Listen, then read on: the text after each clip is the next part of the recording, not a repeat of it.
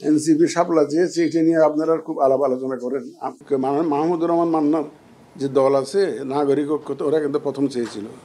জাতীয় নাগরিক পার্টি এনসিপিকে কেন শাপলা প্রতীক দেওয়া হয়নি সে বিষয়ে ব্যাখ্যা দিয়েছেন প্রধান নির্বাচন কমিশনার এএমএম নাসির উদ্দিন।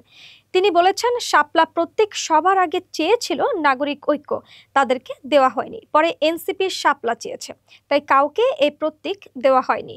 বৃহস্পতিবার 25শে সেপ্টেম্বর দুপুরে নির্বাচন ভবনে ব্রিফিংয়ে তিনি এ তথ্য জানায়।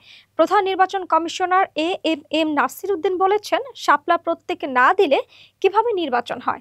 এনসিপি নেতা সার্জিস আলমের এমন বক্তব্যকে হুমকি মনে করি না।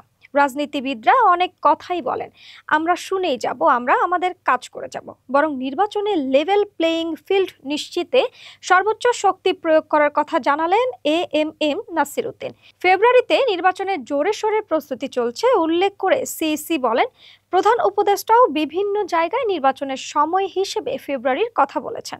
ফেব্রুয়ারিতে নির্বাচন হবে, এটা নিয়ে সন্দেহ নেই। আর সংবিধান ও আরপিও অনুযায়ী পিআর পদ্ধতিতে ভোটের সুযোগ নেই। সংবিধান ও আরপিও অনুযায়ী ফেব্রুয়ারিতে নির্বাচনের সর্বোচ্চ প্রস্তুতি নেওয়া হচ্ছে।